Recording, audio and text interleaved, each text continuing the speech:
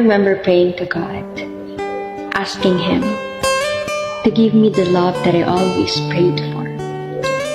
The love that feels like home. The love that is right. And the love that I no longer need to pretend. And God answered, when you are ready, when you are healed, and when the time is right, I, the Lord, will make it happen. Coming out of the backside of Easter, I think it's important to remember that in this space, there is a wide variety of types of men. Of course, there's a chorus of men that say that you should have 30 to 50 partners before you decide to settle down on someone. But there's also a group of men that tend to the religious element or to be a bit more conservative in their ways of trying to select a partner. And you can see in this beautiful post where you see two hands holding each other, it is simply labeled bonded in God. So you're more concerned about Black women getting jobs, degrees, and welfare than you are about Black men spreading their seed around the world and not committing to anything because they have a buck mentality. For too long, Black men have been crushed under the weight of the bar that was set so low for them. All you guys had to do was stay alive, take out the trash, and maintain some sort of employment. And everyone was going to make excuses for you.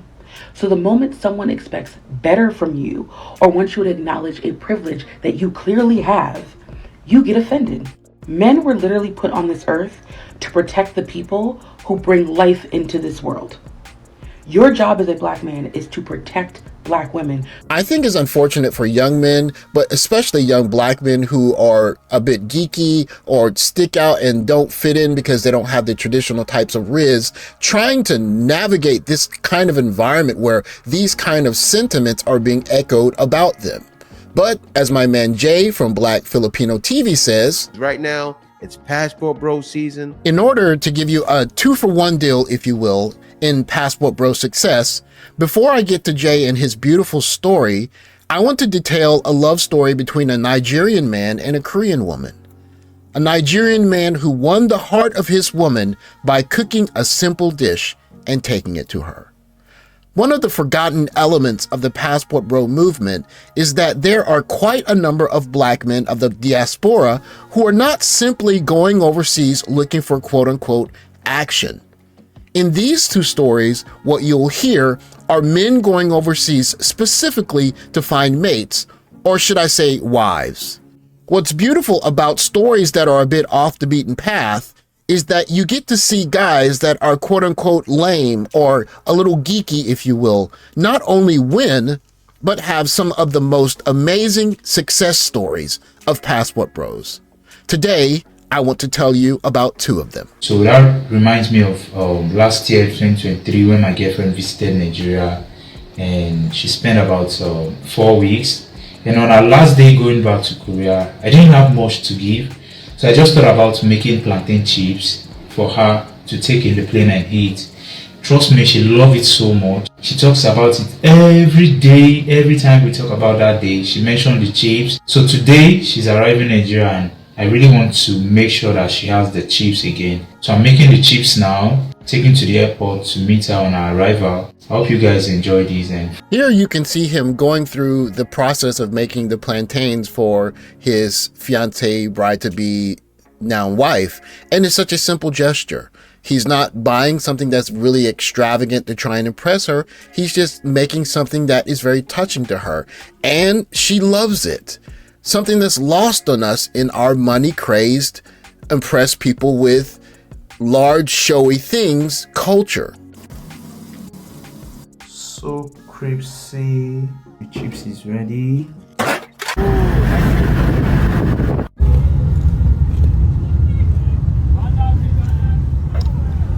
I'm done talking too much. So without further ado, I gotta welcome in Pinaysocial.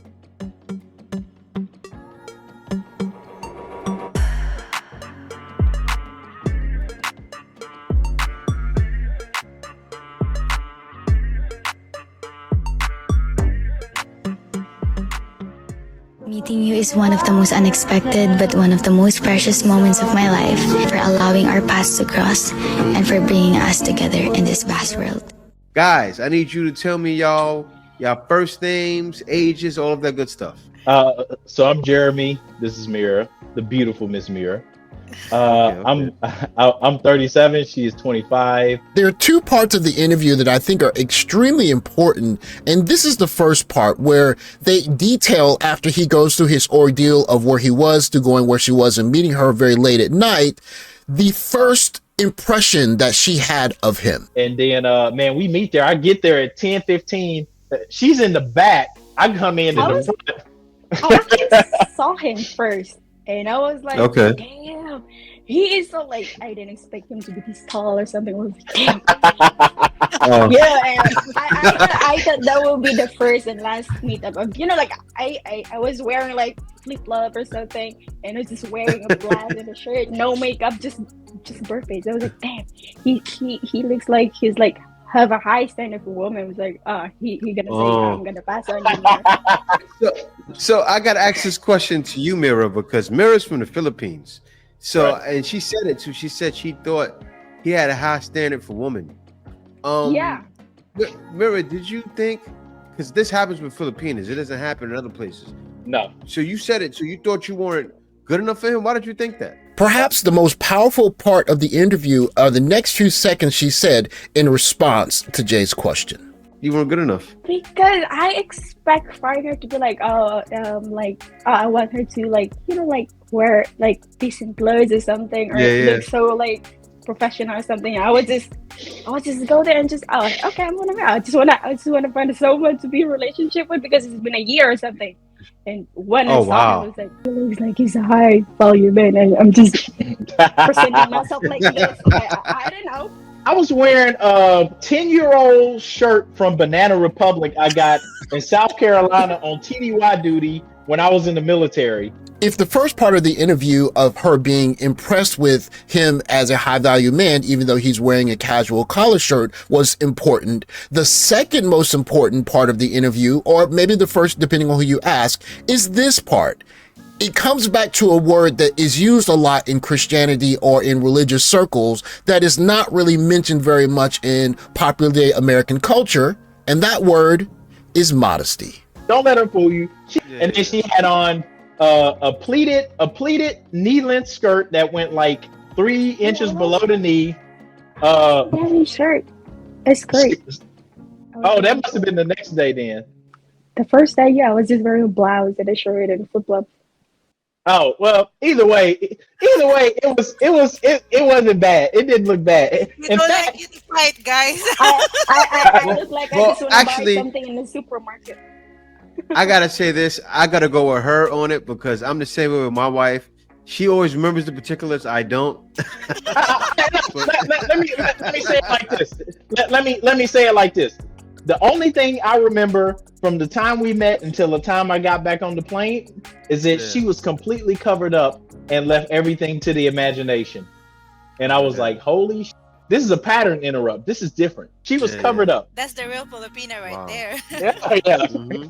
Yeah, But Paul wasn't going to go for that. And so eventually she attacked Paul.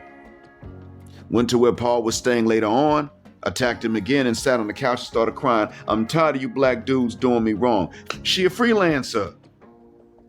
All I try to do is love on y'all, but y'all don't love me. But she's a freelancer. She had in her mind that we are okay with the freelancing. The story that my man Black Mind is speaking about is one of a guy who was doing pay for interaction with a young lady, and at the end of the interaction or interactions, she tried to play the game like they were boyfriend and girlfriend. And for guys that are specifically going overseas thinking that's the kind of interaction that they're going to have, if you're not really experienced in that interaction, you might deal with some situations that maybe aren't the best ones to deal with. But what Black Mind is going to make a very good point for, and is illustrated in this videos with both of the ladies that were both obviously Christians, is that the conservative woman is really the way to go if you're looking for a proper mate or wife. I'm saying to you that the conservative route is the way to go, and I'm going to let you guys in on a little secret, and this is real. Even the conservative route can be kind of expensive, but it is less transactional. However, the conservative route has its downside, but it's not the same as the route you guys might be going. Now, I would say that if you're going to go the pay-for-play route, at least put it all on the table. Yeah, and you tell her, I'm paying, I'm playing. And we're not going to confuse more than that. But the issue is that they're still going to try that. They're not going to stop at whatever it is that you agree upon. So I can't even tell you to go that route. But in order to not become a laughing stock that is starting to look like black men are becoming in places like Pattaya and by extension, Thailand, we're going to have to make friends with the local men and learn what's really going on.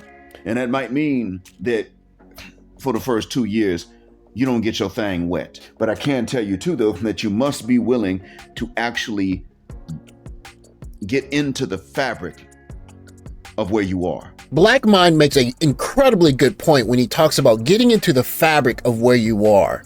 Now, in both of the love stories that I have talked about in this video, these guys may have just gotten lucky and by chance they met wife quality women by going to the shopping mall or by chance on a dating app. But you can increase those probability chances by simply understanding the lay of the land where you are, one, and two, protecting your reputation so when you meet a wife quality woman, she doesn't associate you as the kind of guy that likes to, on certain evenings or whatever, do certain kinds of things associated with pay for play, unless of course that's what you're there for. If you're looking for a wife, especially if you're going to be in that country for a while, it would not be a bad idea to have a reputation of someone who does not do certain things. Because if you want a wife quality woman, that might be part of it, at least for your search. I'm not making a judgment one way or the other. What I am saying is that if you find a way to differentiate your particular brand or your identity where you are, it can put you in certain situations where you can meet different kinds of people that may be more conducive, especially if you're the type to be religious, to that kind of wedding, family, creation possibility. No judging or casting aspersions on anyone's choice as to what they're choosing to do, but just remember, just as we are a diverse group of men looking for opportunities overseas, that includes religious beliefs and ways in terms of approaching and starting families. And if you are a bit more conservative or traditional, might I say, don't be afraid to show it. Thanks for watching. Like, subscribe, comment below. I'll catch you next video. Take care, guys.